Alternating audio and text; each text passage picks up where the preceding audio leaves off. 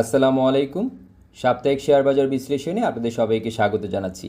Share বাজারে এমন কিছু মুহূর্ত আসে যখন বাজারের দিক নির্দেশনা চেয়ে বিনিয়োগকারীদের মানসিক অবস্থায় সবচেয়ে বড় আলোচনার বিষয় হয়ে ওঠে। বর্তমানে বাংলাদেশ শেয়ার বাজারও ঠিক এমন একটি গুরুত্বপূর্ণ অবস্থানে রয়েছে, কারণ ডিসিএক্স এখন ৬,০০০ পয়েন্টের সাইকোলজিক্যাল রেজিস্ট্যান্স জোনের খুবই কাছাকাছি অবস্থান করছে। তো এখন প্রশ্ন হচ্ছে, বাজারকে শুধু একটি হেলদি ট্রেডিং পজের মধ্য দিয়ে যাচ্ছে, নাকি এখান থেকে শুরু হতে পারে বড় ধরনের প্রফিট বুকিং কিংবা ট্রেন্ড চেঞ্জ? আজ আমরা chart, liquidity, volume, market structure এবং স্মার্ট মানি ফ্লোয়ের আলোকে খুঁজে দেখার চেষ্টা করব বর্তমান ট্রেন্ড কতটা শক্তিশালী রয়েছে, কোন সেক্টরে এখনও স্মার্ট মানি সক্রিয় রয়েছে এবং আগামী সপ্তাহে কোন লেভেলগুলোর দিকে সবচেয়ে বেশি নজর রাখা উচিত আমাদের। তো চলুন শুরুতেই দেখে নেওয়া যাক এই সপ্তাহের উইকলি স্কোর কার্ড। এই সপ্তাহে ডিসিএক্স ক্লোজ করেছে 5,860 পয়েন্টে, গত সপ্তাহের তুলনায় 34 পয়েন্টের মতো কারেকশন, এবং আমরা যদি পার্সেন্টেজ হিসেবে বলি 0.59% নিম্নমুখী অবস্থান নির্দেশ করছে। তবে এই পতনকে আপাতত আমি ট্রেন্ড চেঞ্জ হিসাবে না, বরং হেলদি কনসলিডেশন হিসাবেই দেখছি। কারণ এটার পেছনকার কারণটা হচ্ছে ডিসিএক্স কিন্তু এখনও তার স্ট্রাকচার ধরে রেখেছে, গুরুত্বপূর্ণ একটা সাপোর্ট জোনের উপরে অবস্থান করছে এবং দীর্ঘমেয়াদী বুলিশ স্ট্রাকচার কিন্তু এখনও অক্ষুণ্ণ রয়েছে। আর আমরা যদি সেক্টর পারফরমেন্সের দিকে তাকাই, আমরা দেখতে পাচ্ছি ইন্স্যুরেন্স সেক্টর এখনও তুলনামূলকভাবে সবচেয়ে শক্তিশালী অবস্থানে রয়েছে, এবং পাশাপাশি টেক্সটাইল এবং ফিনান্সিয়াল ইনস্টিটিউশন সেক্টর তাদের ইতিবাচক স্ট্রাকচার ধরে রেখেছে। স্মার্ট মানি ফ্লো বিশ্লেষণ করলে বোঝা যায় বাজার থেকে অর্থ কিন্তু পুরোপুরি বেরিয়ে যাচ্ছে না, বরং বিভিন্ন শক্তিশালী সেক্টরের মধ্যেই কিন্তু রোটেশনের প্রবণতা আমরা লক্ষ্য করছি, যা বর্তমান বাজারে সিলেক্টিভ বাইংয়ের ইঙ্গিত কিন্তু দিচ্ছে। অন্যদিকে মার্কেট ব্রেথ কিছুটা দুর্বল হয়েছে এবং রেজিস্ট্যান্স জোনের কাছাকাছি এসে লিকুইডিটিতেও কিছুটা চাপ আমরা লক্ষ্য করছি। তাই আগামী সপ্তাহে শুধু ইন্ডেক্স না, বরং ভলিউম, লিকুইডিটি এবং বাইং পার্টিসিপেশনের দিকেও আমাদের সমান গুরুত্ব দিতে হবে। আগামী সপ্তাহে আমাদের প্রধান নজর থাকবে 5,760 থেকে 5,800 সাপোর্ট জোনের দিকে, এবং রেজিস্ট্যান্স হিসেবে 5,900 থেকে 6,000-এর সাইকোলজিক্যাল রেজিস্ট্যান্স। এখানে কী ধরনের রিয়েকশন দিচ্ছে এই দুটো লেভেলকে আমরা দেখার চেষ্টা করব সাপোর্ট এবং রেজিস্ট্যান্স হিসাবে। আর লিকুইডিটি বাড়ছে কিনা এবং স্মার্ট মানি ফ্লো এখন যে লিডিং সেক্টরগুলোর দিকে আগ্রহ দেখাচ্ছে সেটা ধরে রাখতে পারছে নাকি নতুন কোনো সেক্টরের দিকে তারা আগ্রহ দেখাচ্ছে, সেটা আমরা দেখার চেষ্টা করব। এখন চলুন দেখে নেওয়া যাক গত সপ্তাহে আমরা যে প্রত্যাশার কথা বলেছিলাম, বাস্তবে বাজার কতটা সেই পথে এগিয়েছে। তো গত সপ্তাহে আমরা বলেছিলাম 5,900 থেকে 6,000 পয়েন্টের রেজিস্ট্যান্স জোনই হবে বাজারের সবচেয়ে বড় পরীক্ষা। পাশাপাশি এও বলেছিলাম যদি শক্তিশালী ভলিউম এবং বাইং প্রেশারের মাধ্যমে এই জোনকে ভাঙতে পারে, তাহলে দীর্ঘমেয়াদী বুলিশ ট্রেন্ড আরও শক্তিশালী হওয়ার সম্ভাবনা তৈরি হবে। বাস্তবে এই সপ্তাহে বাজার ঠিক সেই জায়গাতে এসে কিছুটা থেমে গেছে। ডিসিএক্স সপ্তাহের শুরুতে 5,900 পয়েন্টের কাছাকাছি পৌঁছালেও সেখানে ধারাবাহিক বাইং ফলো থ্রু কিন্তু আমরা দেখতে পাইনি, বরং সপ্তাহের শেষের দিকে কিছুটা প্রফিট বুকিংয়ের কারণে ইন্ডেক্স কিছুটা নিচে নেমে 5,861 পয়েন্টে ক্লোজ করেছে আমরা দেখেছি। তবে এখানে একটা গুরুত্বপূর্ণ বিষয় হলো এই পুলব্যাকের মধ্যেও বাজার এখনও 5,760 থেকে 5,800 সাপোর্ট জোনের উপরে অবস্থান করছে, অর্থাৎ গত সপ্তাহে যে বুলিশ স্ট্রাকচারের কথা বলেছিলাম সেটা এখনও কিন্তু পুরোপুরি ভেঙে যায়নি। তাই আপাতত এটিকে ট্রেন্ড রিভার্সাল না বলে একটি স্বাভাবিক ট্রেডিং পজ অথবা হেলদি কনসলিডেশন হিসেবেই দেখা বেশি যৌক্তিক বলে আমি মনে করছি। এখন সবচেয়ে গুরুত্বপূর্ণ বিষয় হবে আগামী সপ্তাহে বায়ার্স আবার 5,900 পয়েন্টের উপর শক্তিশালী অবস্থান নিতে পারছে কি না, সেটা আমরা দেখার চেষ্টা করব। তো চলুন এবার উইকলি চার্ট বিশ্লেষণ করে বাজারে বড় ছবিটা বিস্তারিতভাবে দেখে নেওয়া যাক। উইকলি চার্টের দিকে লক্ষ্য করলে আমরা দেখতে পাচ্ছি ডিসিএক্স দীর্ঘদিনের ডাউন ট্রেন্ড চ্যানেল থেকে সফলভাবে ব্রেকআউট করার পর সেই ব্রেকআউটের স্ট্রাকচার কিন্তু এখনও অক্ষুণ্ণ রয়েছে। ব্রেকআউটের পরে বাজার চ্যানেলের উপরে ট্রেন্ড লাইনকে সফলভাবে রিটেস্ট করেছে এবং এখনও কিন্তু সে লেভেলের উপরে অবস্থান করছে, যা দীর্ঘমেয়াদী একটা ইতিবাচক সংকেত দিচ্ছে আমাদেরকে। আর এই সপ্তাহে ইন্ডেক্স কিছুটা দুর্বল হয়ে 5,861 পয়েন্টে ক্লোজ করলেও ইএমএ 200-এর অনেকটা উপরে অবস্থান করছে। আমরা দেখতে পাচ্ছি ইএমএ 200 কিন্তু 5,535 পয়েন্টে অবস্থান করছে। আর অন্যদিকে আরএসআই কিন্তু এখনও 68-এর কাছাকাছি অবস্থান করছে, অর্থাৎ মোমেন্টাম কিন্তু পুরোপুরি দুর্বল হয়ে যায়নি। তবে আরএসআই যেহেতু 70-র কাছাকাছি অবস্থান করছে, সেক্ষেত্রে কিছুটা কনসলিডেশন বা হেলদি প্রফিট বুকিং হওয়াটা এখানে স্বাভাবিক। তো আগামী সপ্তাহে 5,900 থেকে 6,000-এর যে জোন সেটা এখনও কিন্তু সবচেয়ে গুরুত্বপূর্ণ রেজিস্ট্যান্স হিসেবে কাজ করবে। যদি শক্তিশালী উইকলি ক্লোজিংয়ের মাধ্যমে এই জোনটাকে অতিক্রম করতে পারে, তাহলে দীর্ঘমেয়াদী বুলিশ ট্রেন্ড আরও শক্তিশালী হওয়ার সম্ভাবনা তৈরি হবে। আর অন্যদিকে যদি সেলিং প্রেশার কিছুটা বাড়ে, তাহলে 5,760 থেকে 5,800 হবে প্রথম গুরুত্বপূর্ণ সাপোর্ট। তো সব মিলিয়ে উইকলি চার্ট এখনও কিন্তু বুলিশ স্ট্রাকচারই নির্দেশ করছে, তবে রেজিস্ট্যান্স জোনের কাছাকাছি অবস্থান করার কারণে আগামী সপ্তাহের প্রাইস অ্যাকশন অত্যন্ত গুরুত্বপূর্ণ হবে আমাদের জন্য। এবার চলুন আমরা ডেইলি চার্টে দেখে নেওয়ার চেষ্টা করি স্বল্প মেয়াদে বাজার আমাদেরকে কী বার্তা দিচ্ছে। আমরা ডেইলি চার্টে চলে যাচ্ছি। ডেইলি চার্ট লক্ষ্য করলে দেখা যাচ্ছে ডিসিএক্স এখনও তার অ্যাসেন্ডিং পিচফর্কের মধ্যেই অবস্থান করছে। যদিও সপ্তাহের শেষ দিকে কিছুটা সেলিং প্রেশার আমরা দেখেছি, তবুও ইন্ডেক্স কিন্তু এখনও পিচফর্কের মধ্যবর্তী অংশের উপরে রয়েছে। মিডিয়ান লাইনের উপরে কিন্তু অবস্থান করছে, অর্থাৎ শর্ট টার্ম আপ ট্রেন্ড কিন্তু এখনও পুরোপুরি ভেঙে যায়নি। আরেকটি গুরুত্বপূর্ণ বিষয় হচ্ছে 5760 থেকে 5800 কিন্তু এখন সাপোর্ট হিসেবে কাজ করছে এখানে। তো গত সপ্তাহে যে রেজিস্ট্যান্স জোন ব্রেকআউট হয়েছিল সেটি এখন সাপোর্ট হিসেবে বাজারকে ধরে রাখার চেষ্টা করছে। আর মুভিং অ্যাভারেজের দিক থেকেও কিন্তু বাজার এখনও ইতিবাচক অবস্থানে রয়েছে। ডিসিএক্স এখনও কিন্তু EMA20 এবং 50-র উপর অবস্থান করছে, যদিও EMA20-র উপর একটু চাপ তৈরি করেছে আমরা দেখতে পাচ্ছি, তবুও এখন পর্যন্ত কোনো বিয়ারিশ ক্রসওভার কিন্তু আমরা দেখতে পাইনি। RSI আগের সপ্তাহের তুলনায় কিছুটা নিচে নেমে এসেছে আমরা দেখেছি, যা মোমেন্টাম কিছুটা কমার ইঙ্গিত দিচ্ছে। তবে RSI এখনও কিন্তু 50-এর উপরে অবস্থান করছে, অর্থাৎ বায়ার্স এখনও পুরোপুরি নিয়ন্ত্রণ কিন্তু হারিয়ে ফেলেনি। আগামী সপ্তাহে 5900 থেকে 6000 জোন ব্রেকআউট করতে পারলে বাজার আবার নতুন মোমেন্টাম ফিরে পেতে পারে।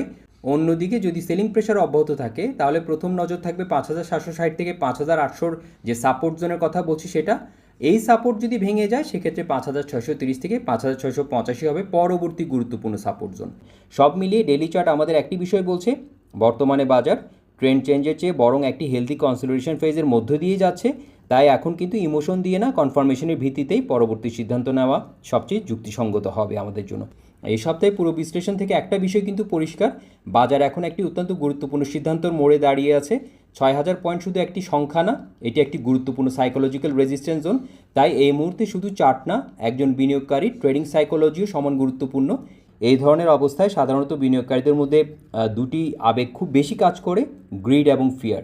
কেউ মনে করেন এখনই এন্ট্রি না নিলে বড় সুযোগ হাতছাড়া হয়ে যাবে, আবার কেউ সামান্য সেলিং প্রেশার দেখেই মনে করেন হয়তো পুরো ট্রেন্ড শেষ হয়ে গেছে।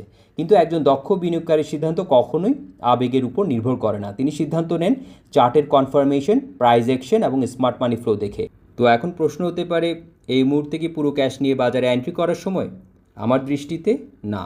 আবার সম্পূর্ণ ক্যাশ নিয়ে বসে থেকে বাজারকে উপেক্ষা করার সময়ও কিন্তু এটা না, বরং এই সময়টাকে আমি বলবো প্রিপেয়ার্ড মুড। অর্থাৎ আমার ওয়াচ লিস্ট আমি রেডি রাখবো, ক্যাশ ম্যানেজমেন্ট ঠিক রাখবো এবং চার্টে পরিষ্কার কনফার্মেশন এলে ধাপে ধাপে সিদ্ধান্ত নিব। যদি বাজার শক্তিশালী ভলিউমের মাধ্যমে 6000 পয়েন্ট এটাকে যদি ভাঙতে পারে, অতিক্রম করে এটার উপর অ্যাকসেপ্টেন্স ধরে রাখতে পারে, তাহলে সেটি হবে নতুন মোমেন্টামের একটি গুরুত্বপূর্ণ কনফার্মেশন। অন্যদিকে যদি 6000 পয়েন্টের কাছাকাছি সেলিং প্রেশার বাড়ে, তাহলে সেটিকে আতঙ্কের কারণ না ভেবে একটি স্বাভাবিক পুলব্যাক হিসাবে, হেলদি কনসলিডেশন হিসেবে আমরা সেটাকে দেখার চেষ্টা করব, যতক্ষণ পর্যন্ত গুরুত্বপূর্ণ সাপোর্ট জোন অক্ষুণ্ণ থাকছে। আরেকটি গুরুত্বপূর্ণ বিষয় হচ্ছে সেক্টর রোটেশন। শুধু ইন্ডেক্স দেখলে কিন্তু হবে না, স্মার্ট মানি কোন সেক্টরে অবস্থান করছে, কোথায় নতুন বাইং ইন্টারেস্ট তৈরি হচ্ছে এবং কোথায় প্রফিট বুকিং বাড়ছে, এসব বিষয়ও কিন্তু সমান গুরুত্বপূর্ণ আমাদের জন্য। তো সবশেষে আমি একটা কথাই বলবো, বর্তমান বাজারে সবচেয়ে মূল্যবান বিষয় হচ্ছে ধৈর্য। কারণ বাজার সবসময় নতুন সুযোগ কিন্তু আমাদেরকে দেয়, কিন্তু ভালো সুযোগ সাধারণত তাদের কাছেই আসে যারা কনফার্মেশনের জন্য আমরা অপেক্ষা করতে পারি। তো এবার চলুন দেখে নেওয়া যাক এই সপ্তাহের মার্কেট ব্রেথ এবং লিকুইডিটি আমাদের কী বার্তা দিচ্ছে। এই সপ্তাহের শেষ ট্রেডিং সেশনের টোটাল টার্নওভার 1147 কোটি টাকার মতো টার্নওভার দেখতে পাচ্ছি। 2,74,233টি ট্রেড হয়েছে এবং ভলিউম 41.18 কোটি শেয়ার হাত বদল হয়েছে। অ্যাডভান্সার্সে 86 বাট ডিক্লাইনার্সে 260 আর 40 আনচেঞ্জড অবস্থায় আমরা দেখতে পাচ্ছি। অর্থাৎ ইন্ডেক্স খুব বেশি নিচে না নামলেও বাজারের অধিকাংশ শেয়ারের উপরে কিন্তু সেলিং প্রেশার ছিল স্পষ্ট। এখানে একটা গুরুত্বপূর্ণ বিষয় হচ্ছে ডিসিএক্স তুলনামূলকভাবে স্থিতিশীল থাকলেও মার্কেট ব্রেথ অনেক বেশি দুর্বল আমরা দেখতে পাচ্ছি। এর অর্থ হচ্ছে বাজারের সব সেক্টরে সমানভাবে বাইং ইন্টারেস্ট ছিল না, বরং নির্দিষ্ট কিছু শক্তিশালী সেক্টর ইন্ডেক্সকে তুলনামূলকভাবে স্থিতিশীল রাখতে সাহায্য করেছে। লিকুইডিটির দিক থেকেও কিন্তু আমরা দেখতে পাচ্ছি রেজিস্ট্যান্স জোনের কাছাকাছি এসে বাজার কিছুটা গতি হারিয়েছে। এই ধরনের পরিস্থিতিতে অনেক বিনিয়োগকারী নতুন পজিশন নেওয়ার আগে অপেক্ষা করতে পছন্দ করেন, যা স্বাভাবিক বাজার আচরণের একটি অংশ আমি বলবো। তো সব মিলিয়ে মার্কেট ব্রেথ আমাদের কিছুটা সতর্ক থাকার বার্তা দিচ্ছে, তবে লিকুইডিটি পুরোপুরি ভেঙে পড়েনি। তাই আগামী সপ্তাহে যদি বাইং ইন্টারেস্ট আবার শক্তিশালী হয় এবং অ্যাডভান্সার শেয়ারের সংখ্যা যদি বাড়তে শুরু করে, তাহলে বর্তমান কনসলিডেশন থেকে বাজার নতুন করে মোমেন্টাম ফিরে পেতে পারে। এখন প্রশ্ন হচ্ছে, এই কনসলিডেশনের মধ্যেও স্মার্ট মানি ঠিক কোন কোন সেক্টরে অবস্থান করছে, চলুন এবার সেটাই দেখার চেষ্টা করি। তো শুরুতে আমরা আজকের মার্কেট ম্যাপ দিয়ে শুরু করছি। তো আমরা দেখতে পাচ্ছি ইন্স্যুরেন্স সেক্টর লিডিং পর্যায়ে রয়েছে, গ্রিন ডমিনেন্স দেখতে পাচ্ছি এবং এর পাশাপাশি আমরা আরও কিছু সিলেক্টিভ সেক্টরে কিন্তু স্মার্ট মানির আগ্রহ দেখতে পাচ্ছি। ফুয়েল অ্যান্ড পাওয়ার, তারপরে আমরা দেখতে পাচ্ছি এখানে দেখেন টেক্সটাইল, ইঞ্জিনিয়ারিং এর কিছু সিলেক্টিভ স্টক। সো আমরা বুঝতেই পারছি যে এক কথায় যদি বলি যে মার্কেট থেকে কিন্তু অর্থ বেরিয়ে যাচ্ছে না, বরং এক সেক্টর থেকে আরেক সেক্টরে ঢুকছে, আমরা সেটার ইঙ্গিত দেখতে পাচ্ছি। এখন যদি আমরা সেক্টর হেলথটা দেখার চেষ্টা করি, উইকলি সেক্টর হেলথের দিকে তাকালে আমরা দেখতে পাচ্ছি ইন্স্যুরেন্স সেক্টর কিন্তু লিডিং পর্যায়ে রয়েছে, এরপরে টেক্সটাইল, দেন মিউচুয়াল ফান্ড, ইঞ্জিনিয়ারিং, এরপরে ফুয়েল অ্যান্ড পাওয়ার। ঠিক আছে, আমি কিন্তু বলছিলাম যে ফুয়েল অ্যান্ড পাওয়ারে কিন্তু গ্রিন ডোমিনেন্স দেখা যাচ্ছে এবং সেখানে কিন্তু স্মার্ট মানে আগ্রহ আমরা দেখতে পাচ্ছি। আমরা যদি একটু দেখার চেষ্টা করি সেখানে কিন্তু আমরা দেখতে পাচ্ছি বিপিপিএল, ডরিন পাওয়ার, হ্যাঁ, জিবি পাওয়ার, ইপিজিএল, এগুলোর দিকে আমরা আগ্রহ দেখেছি। এছাড়াও সিলেক্টেড স্টকে বিভিন্ন সেক্টরের আগ্রহ কিন্তু দেখা যাচ্ছে। তো এখন আমরা চলে যাচ্ছি টপ ভলিউম সেক্টরগুলোর দিকে। ভলিউম বিচারে যেগুলো টপ 5-এ রয়েছে আমরা সেই সেক্টরগুলোর একটু চার্টগুলো দেখে নিব। প্রথমে হচ্ছে টেক্সটাইল, আমরা দেখতে পাচ্ছি এখনও কিন্তু আপ ট্রেন্ড স্ট্রাকচার ধরে রেখেছে, সাইডওয়েজ কনসলিডেশন থাকলেও আপাতত বড় কোনো ডিস্ট্রিবিউশনের সিগন্যাল কিন্তু এখনও দেখা যাচ্ছে না। এরপরে মিউচুয়াল ফান্ড সেক্টর, এখানে কিন্তু আমরা প্রফিট বুকিং লক্ষ্য করছি, তবে ট্রেন্ড রিভার্সাল এখনও কিন্তু নিশ্চিত না। এরপর ইন্স্যুরেন্স সেক্টরের দিকে যদি তাকাই আমরা দেখতে পাচ্ছি এটা কিন্তু শক্তিশালী ট্রেন্ডের মধ্যে যদিও রয়েছে, তবে রেজিস্ট্যান্স জোনের আচরণ কিন্তু এখন আমাদেরকে পর্যবেক্ষণ করতে হবে। একটা ইম্পর্টেন্ট রেজিস্ট্যান্স জোনের কাছাকাছি গিয়ে রিজেকশন ফেস করছে, যেটা আগেও কিন্তু আমরা দেখেছি এই লেভেল থেকে রিজেকশন ফেস করতে। তো আমাদেরকে দেখতে হবে যে এটাকে ভেঙে দাঁড়াতে পারছে কি না। ঠিক আছে, এরপরে 4 নম্বরে কিন্তু আমরা দেখতে পাচ্ছি ফিনান্সিয়াল ইনস্টিটিউশন সেক্টর, এটাও কিন্তু আপাতত ডিস্ট্রিবিউশনের স্পষ্ট কোনো ইঙ্গিত আমাদেরকে দিচ্ছে না। ঠিক আছে, আমরা দেখতে পাচ্ছি এখনও কিন্তু স্ট্রাকচার ভালো রয়েছে আমরা যদি এক কথায় বলতে চাই। ব্যাংকিং সেক্টর 5 নম্বরে যে সেক্টর সেটা যদি তাকাই, এটাও কিন্তু আমরা দেখতে পাচ্ছি ইম্পর্টেন্ট দুটি মুভিং অ্যাভারেজের মাঝামাঝিতে অবস্থান করছে। তো এটাও কিন্তু এখনও ডিস্ট্রিবিউশনের কোনো ইঙ্গিত সরাসরি আমরা এখনও দেখতে পাচ্ছি না। স্ট্রাকচার এখনও ধরে রেখেছে এবং সাপোর্টটা ধরে রাখার চেষ্টা কিন্তু চলছে। তো আমরা দেখে নিলাম টপ ভলিউম সেক্টরগুলোর টেকনিক্যাল স্ট্রাকচার চার্ট কী বলছে। সব মিলিয়ে টপ ভলিউম সেক্টরগুলো চার্ট বিশ্লেষণ করে আমরা যেটা দেখতে পাচ্ছি এখনও কিন্তু ডিস্ট্রিবিউশনের কোনো স্পষ্ট কনফার্মেশন আমরা দেখতে পাচ্ছি না। তাই বর্তমান বাজারে আতঙ্কিত হওয়ার পরিবর্তে প্রাইস অ্যাকশন, ভলিউম এবং সেক্টর রোটেশনের পরবর্তী আচরণ পর্যবেক্ষণ করাই হবে সবচাইতে যৌক্তিক কৌশল। তো এখন দেখে নেওয়া যাক উইকলি ভলিউম লিডার বোর্ডে কোন কোন স্টকগুলো জায়গা করে নিয়েছে এ সপ্তাহে। আমরা দেখতে পাচ্ছি sharp industries, Exim first mutual fund, AGBPL, ML dyeing, Beximco limited, BPPL এবং মুন্নো ফ্যাব্রিক্স। তো এগুলোর এখন স্ট্রেংথ এবং উইকনেসগুলো আমরা একটু দেখে নিব। প্রথমে শার্প ইন্ডাস্ট্রিজ একটা ইম্পর্টেন্ট লেভেলের কাছাকাছি গিয়ে 42.50 আমরা দেখেছি 42.70 পর্যন্ত গিয়েছিল, একটা এনগালফিং ফর্মেশন করেছে, বেয়ারিশ এনগালফিং, এবং আজকে প্রফিট বুকিং কিন্তু স্পষ্ট আমরা লক্ষ্য করছি, যদিও EMA 20 এবং 50 অনেকটা উপরে অবস্থান করছে। এবং আরেকটা মজার ব্যাপার হচ্ছে RSIতে একটা বিয়ারিশ ডাইভারজেন্সের একটা ইঙ্গিত কিন্তু রয়েছে। তো এখন দেখার বিষয় যে প্রথম যেটা 42-এর উপর ধরে রাখতে পারছে কিনা বা ঘুরে দাঁড়াতে পারছে কিনা, যদি পারে সেক্ষেত্রে ইম্পর্টেন্ট হবে 48 লেভেলটা, আর নিচে সাপোর্ট হিসেবে আমরা কিন্তু দেখার চেষ্টা করব, যেহেতু একটা বিয়ারিশ প্যাটার্ন তৈরি করেছে সেক্ষেত্রে আমাদের জন্য একটা ইম্পর্টেন্ট লেভেল নিচে আমরা যেটা দেখতে পাচ্ছি যে 34 থেকে 34-40 লেভেলটা আমাদের জন্য ইম্পর্টেন্ট হবে, সেটাকে আমরা দেখার চেষ্টা করব। এরপর হচ্ছে এক্সিম ফার্স্ট মিউচুয়াল ফান্ড, আমরা দেখতে পাচ্ছি একটা ইম্পর্টেন্ট লেভেলের উপর ধরে রেখেছে, 60 টাকায় আজকে ক্লোজ করেছে। আমরা দেখতে পাচ্ছি 690-এর উপরে কিন্তু ধরে রেখেছে, 690 থেকে 7 লেভেলটা ইম্পর্টেন্ট। একটা পজে রয়েছে, ট্রেডিং পজে রয়েছে, ভলিউম ভালো, স্ট্রাকচার এখনও ভালো রয়েছে, মোমেন্টামও ভালো দেখতে পাচ্ছি। EMA 20-50 অনেকটা উপরে রয়েছে আমরা দেখতে পাচ্ছি। তো এখন দেখার বিষয় 7-এর উপরে ধরে রাখতে পারছি কিনা, 690 থেকে 7-এর উপর ধরে রাখতে পারছি কিনা। যদি পারে সেক্ষেত্রে এরপর একটা ইম্পর্টেন্ট লেভেল আমরা দেখতে পাচ্ছি 820 থেকে 48 লেভেলটা ইম্পর্টেন্ট হবে, এখনও কিন্তু বুলিশ রয়েছে। এরপরে অ্যাকমিপিএল কিন্তু একটা ইম্পর্টেন্ট লেভেল থেকে রিজেকশন ফেস করতে আমরা দেখতে পাচ্ছি। আমি যদি প্রাইস ধরে বলার চেষ্টা করি 2640, আজকে 26-এ ক্লোজ করেছে। তো এখন দেখার বিষয় আজকের ক্যান্ডেলটা কিন্তু একটা ইনডিসিশন ক্যান্ডেল, সো এখান থেকে আবার কিন্তু এটা বুল রান কন্টিনিউ করতে পারে। তো এখন দেখার বিষয় যে এটাকে ঘুরে দাঁড়াতে পারছে কিনা এবং 26-এর উপর অবস্থান ধরে রাখতে পারছে কিনা। এবং আমি বলবো যে মানে এখানে একটা কিন্তু রিজেকশনও আছে, আগে কিন্তু এখান থেকে প্রায়র রেজিস্ট্যান্স থেকে কিন্তু আমরা রিজেকশন ফেস করতে দেখতে পাচ্ছি। এখানে আমি যদি ধরে বলে 26-60 মানে 27-এর উপর দাঁড়াতে পারছে কিনা, যদি 27-এর উপর দাঁড়াতে পারে সেক্ষেত্রে 28-60 লেভেলটা আমাদের জন্য ইম্পর্টেন্ট হবে, 2850 থেকে 28-60 লেভেলটা ইম্পর্টেন্ট হবে। এখনও কিন্তু স্ট্রাকচার, ভলিউম সব কিছু বিচারে এখনও কিন্তু বুলিশ ধারা অব্যাহত রয়েছে আমি বলতে পারি, এক কথায় যদি বলি সেক্ষেত্রে এটাই বলবো। এরপর হচ্ছে এমএল ডাইংয়ের দিকে যদি আমরা তাকাই আমরা দেখতে পাচ্ছি একটা ফ্ল্যাগ ফর্মেশন, বুলিশ ফ্ল্যাগের মতো রয়েছে এখন পর্যন্ত যে কনসলিডেশনে যেটা দেখা যাচ্ছে। তো এটা কতদিন পর্যন্ত কনসলিডেট করে সেটাও ডিপেন্ড করছে যে স্ট্রাকচারটা এটা ভ্যালিড থাকে কি না। তবে এখন একটা ইম্পর্টেন্ট লেভেলের উপরে রয়েছে, 1750 লেভেলে ক্লোজ করেছে। আমরা দেখতে পাচ্ছি এখানে ইম্পর্টেন্ট যে লেভেলটা আমরা দেখতে পাচ্ছি 1750 ক্লোজ করেছে 1770, আর উপরে ইমিডিয়েট রিজেকশন হিসেবে আমরা দেখতে পাচ্ছি 19 থেকে 19-20 লেভেলটা একটা ইম্পর্টেন্ট লেভেল, একটা রিজেকশন লেভেল হিসাবে আসতে পারে।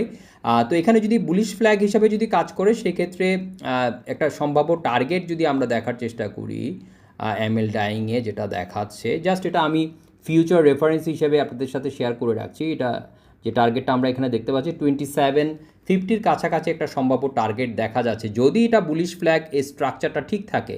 আমরা জানি যে চার্ট প্যাটার্নের জন্য সবচাইতে ইম্পর্ট্যান্ট হচ্ছে যে এই প্যাটার্নটা ভ্যালিড থাকছে কি না সেটা বোঝা। তো এখন পর্যন্ত কিন্তু একটা সাপোর্ট লেভেলের উপর ধরে রাখার চেষ্টা করছে। আমরা দেখতে পাচ্ছি স্ট্রাকচার কিন্তু ভালো আছে। সিমকো লিমিটেডে আমি যেটা বলেছিলাম 20 থেকে 21.5 লেভেলটা একটা ইম্পর্টেন্ট লেভেল সাপোর্ট হিসেবে আমি দেখছি। সেটার উপরে আমরা দেখেছি ওখান থেকে সাপোর্ট নিয়েছে 20-80 পর্যন্ত নেমেছিল। এরপর এখন কিন্তু 24-এর কাছাকাছি গিয়ে ফিয়ার ফেস করছে। উপরে একটা লেভেলের কথা বলেছিলাম 24 থেকে 25.5। এখন দেখার বিষয় এটাকে ভেঙে এটার উপর অ্যাকসেপ্টেন্স ধরে রাখতে পারছি কি না।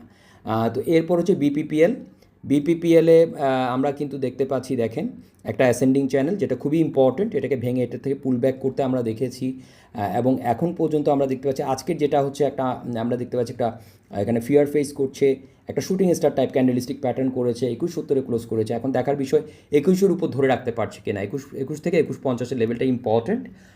তো এখানে কিছুটা প্রফিট বুকিং, পার্শিয়াল প্রফিট বুকিংয়ের একটা লক্ষণ দেখা যাচ্ছে আমরা দেখতে পাচ্ছি।